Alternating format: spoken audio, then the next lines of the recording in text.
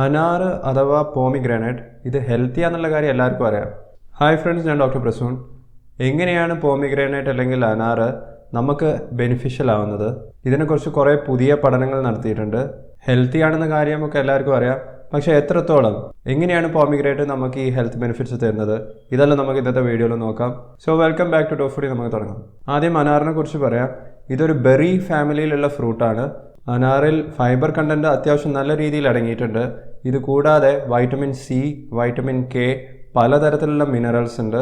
ഉദാഹരണത്തിന് അയണും പൊട്ടാസ്യം. ഇത് കൂടാതെ പലതരത്തിലുള്ള ആൻറ്റി ഓക്സിഡൻസും ബയോ ആക്റ്റീവ് കോമ്പൗണ്ട്സും ഒക്കെ അനാറിൽ നല്ല രീതിയിൽ അടങ്ങിയിട്ടുണ്ട്. നിങ്ങൾ കുറച്ച് കൂടുതൽ അനാർ കഴിച്ചു കഴിഞ്ഞാൽ നിങ്ങളുടെ ടങ്ങിൻ്റെ മുകളിൽ ഒരു ഡാർക്ക് കളറിലുള്ള കോട്ടിങ് കാണുകയാണെന്നുണ്ടെങ്കിൽ നിങ്ങൾ പേടിക്കേണ്ട. അനാറിൽ അടങ്ങിയിട്ടുള്ള പലതരത്തിലുള്ള മിനറൽസ് ഓക്സിഡൈസ് ആകുമ്പോൾ ഉണ്ടാകുന്ന ഒരു കളർ ചേഞ്ച് മാത്രമാണ്. അതുകൊണ്ട് നിങ്ങൾ പേടിക്കേണ്ട ആവശ്യമൊന്നുമില്ല. നിങ്ങൾക്ക് ധൈര്യമായിട്ട് അനാർ കഴിക്കാം. അടുത്തതായി നമുക്ക് അനാറിൻ്റെ ഹെൽത്ത് ബെനിഫിറ്റ്സ് എന്തൊക്കെയാണെന്ന് നോക്കാം. അനാറിൽ അടങ്ങിയിരിക്കുന്ന ആൻറ്റി ഓക്സിഡൻസ് നമ്മളെ പലതരത്തിലുള്ള രോഗങ്ങളിൽ നിന്നാണ് സംരക്ഷിക്കുന്നത്. അതിൽ ഇൻഫ്ലമേറ്ററി ഡിസീസസ് വരുന്നുണ്ട്. പലതരത്തിലുള്ള ഇൻഫെക്ഷൻസ് വരാതെ നോക്കാൻ അനാറിലുള്ള ബയോ ആക്റ്റീവ് കോമ്പൗണ്ട്സും നമ്മളെ സഹായിക്കുന്നുണ്ട്.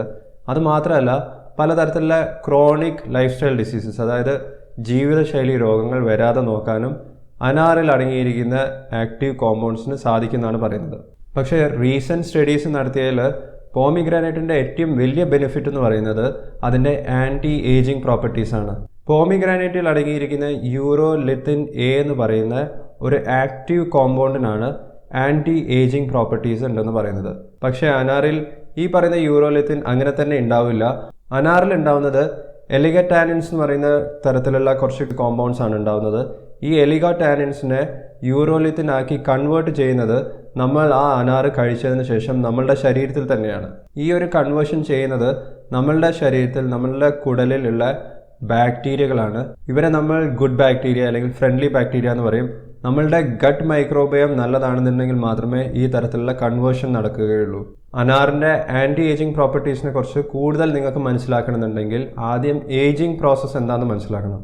നമുക്ക് പ്രായം വർദ്ധിക്കുന്നതിനനുസരിച്ച് നമ്മളുടെ ഓരോരോ കോശങ്ങളിലും ഉണ്ടാക്കുന്ന എനർജി, അതിൻ്റെ അളവ് കുറഞ്ഞു വരികയാണ് ചെയ്യുന്നത്. ഇനി നമ്മളുടെ ഓരോരോ കോശങ്ങളിലും എനർജി എങ്ങനെയാണ് ഉണ്ടാവുന്നതെന്ന് ചോദിച്ചു കഴിഞ്ഞാൽ ആ ഓരോരോ കോശങ്ങളുടെയും അകത്തുള്ള മൈറ്റോകോൺട്രിയ എന്ന് പറയുന്ന ഒരു ഓർഗനിൽ നിന്നാണ്. മൈറ്റോകോൺട്രിയനെ വേണമെങ്കിൽ നമുക്ക് ചെറിയ ചെറിയ ബാറ്ററീസ് എന്നുള്ള രീതിയിൽ സങ്കല്പിക്കാം. നമ്മളുടെ ശരീരത്തിൽ ട്രില്യൺസ് ഓഫ് സെൽസ് ആണുള്ളത്. ഓരോരോ സെല്ലിലും മൈറ്റോകോൺട്രിയ ഉണ്ടാവും. ന്യൂറോൺസ് പോലത്തെ സെൽ, അതായത് തലച്ചോറിലൊക്കെ ഉള്ള സെല്ലാണെന്നുണ്ടെങ്കിൽ അതിൽ ആയിരക്കണക്കിന് മൈറ്റോകോൺട്രിയ ആണ് അടങ്ങിയിരിക്കുന്നത്. മൈറ്റോകോൺട്രിയൻ്റെ ജോലി എന്ന് പറഞ്ഞാൽ ആ സെല്ലിന് ആവശ്യമുള്ള എനർജി ATPന്റെ രൂപത്തിൽ ഉൽപ്പാദിക്കുക എന്നുള്ളതാണ്. പക്ഷേ ഓരോ മൈറ്റോകോൺട്രിയയും അതേപോലെ തന്നെ നിലനിൽക്കില്ല. നമുക്ക് പ്രായം കൂടുന്നതിനനുസരിച്ച് മൈറ്റോകോൺട്രിയയിൽ ചെറിയ ചെറിയ തരത്തിലുള്ള ഡാമേജസ് ഉണ്ടാവും.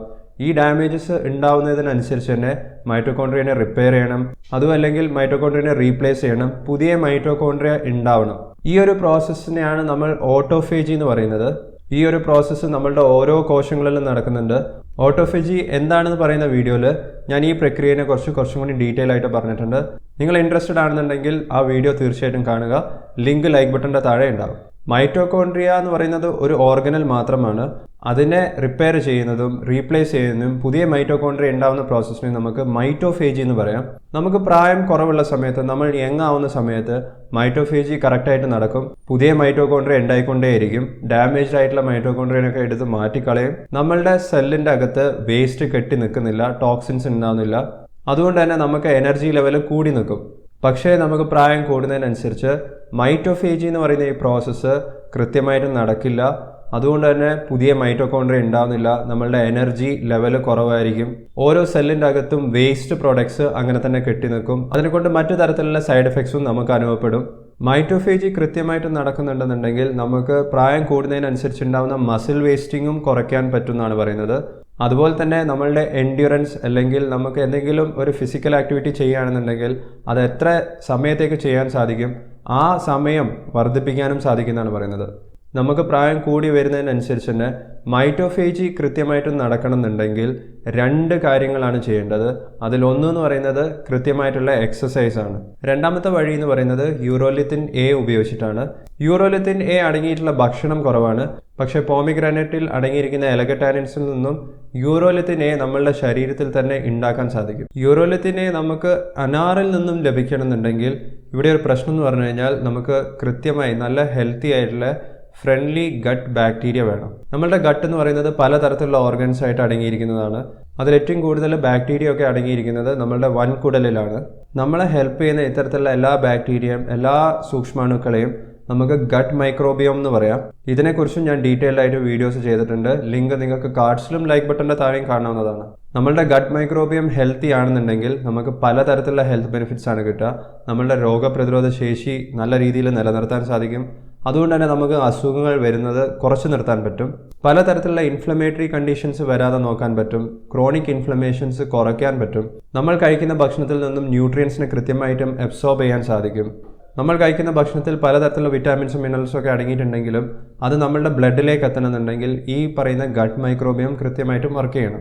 ഇത് മാത്രമല്ല, പുതിയ സ്റ്റഡീസ് പറയുന്നത് നമ്മളുടെ വൻകുടലും ബ്രെയിനും തമ്മിൽ ഡയറക്റ്റ് കണക്ഷൻ ഉണ്ടെന്നാണ്. അതായത് നമ്മളുടെ ഗട്ട് മൈക്രോബിയം ഹെൽത്തി ആണെന്നുണ്ടെങ്കിൽ നമ്മളുടെ മെൻ്റൽ ഫംഗ്ഷൻ നല്ലതായിരിക്കും, നമ്മളുടെ മൂഡ് നല്ലതായിരിക്കും, നല്ല രീതിയിലുള്ള ഉറക്കം കിട്ടും, നമ്മളുടെ മെമ്മറി ബൂസ്റ്റ് ചെയ്യാൻ സാധിക്കും. ഡിപ്രഷൻ, ആങ്സൈറ്റി പോലത്തെ പല രോഗങ്ങളും വരാതെ നോക്കാനും നല്ല ഗട്ട് മൈക്രോബിയം വേണമെന്നാണ് പറയുന്നത്. ഇനി നമ്മളൊരു അനാറ് കഴിക്കുന്ന സമയത്ത് എന്താണ് സംഭവിക്കുന്നത് പറയാം. അനാറ് നമ്മൾ കഴിച്ചു, അത് ഡൈജസ്റ്റ് ആയി കഴിഞ്ഞാൽ മെയിനായിട്ട് 3 പ്രൊഡക്ട്സ് ആണ് ഉണ്ടാവുക. ഒന്നിൻ്റെ പേര് ഇലഗിക് ആസിഡ് എന്നാണ്, രണ്ടാമത്തതിൻ്റെ പേര് ഗാലിക് ആസിഡ് ആണ്, മൂന്നാമത്തത് ഗ്ലൂക്കോസ് ആണ്. ഇലഗറ്റാനിൻസ് എന്ന് പറയുന്ന ഈ കോമ്പൗണ്ട്സിനെയൊക്കെ യൂറോലിത്തിൻ എ ആക്കി മാറ്റണമെന്നുണ്ടെങ്കിൽ ആ ജോലി ചെയ്യുന്നത് നമ്മളുടെ വൻകുടലിലുള്ള മൈക്രോബയോമാണ്. അതുകൊണ്ട് വേണമെങ്കിൽ നമുക്ക് അനാറിനെ ഒരു തരത്തിലുള്ള പ്രീബയോട്ടിക് ആണെന്ന് വേണമെങ്കിൽ പറയാം. പ്രീബയോട്ടിക് എന്ന് പറഞ്ഞാൽ ഈ പറയുന്ന ബാക്ടീരിയ അല്ല, പക്ഷേ നല്ല ബാക്ടീരിയ, നമ്മളുടെ വൻകുടലിലുള്ള നല്ല ബാക്ടീരിയനെ വളർത്താൻ ഹെൽപ്പ് ചെയ്യുന്ന അല്ലെങ്കിൽ അവർക്ക് വളരാനുള്ള സാഹചര്യം ഒരുക്കി കൊടുക്കുന്ന ഫൈബർ റിച്ച് ആയിട്ടുള്ള ചില തരത്തിലുള്ള ഭക്ഷണങ്ങളാണ്. പ്രീബയോട്ടിക്സും പ്രോബയോട്ടിക്സും രണ്ടും സെയിം അല്ല, ചെറിയ ചെറിയ വ്യത്യാസങ്ങളുണ്ട്. പക്ഷേ രണ്ടും നമ്മളുടെ ഗട്ട് മൈക്രോബയോമിനെ ഹെൽത്തി ആക്കി നിലനിർത്താൻ സഹായിക്കുന്നതാണ്. ഇനി അനാറ് കഴിക്കുന്ന എല്ലാവർക്കും ഈ പറയുന്ന ബെനിഫിറ്റ്സ് ഒക്കെ കിട്ടുമെന്ന് ചോദിച്ചു കഴിഞ്ഞാൽ അതിൻ്റെ ഉത്തരം ഇല്ലാന്നാണ്. കാരണം നമ്മൾ ഓരോരുത്തരുടെയും ഗട്ട് മൈക്രോബയോം വ്യത്യാസമുണ്ടാവും. നമ്മൾ ജനിക്കുന്ന സമയത്ത് തന്നെ നമ്മളുടെ ഗട്ട് മൈക്രോബയോം എല്ലാവർക്കും ഒരുപോലെയല്ല.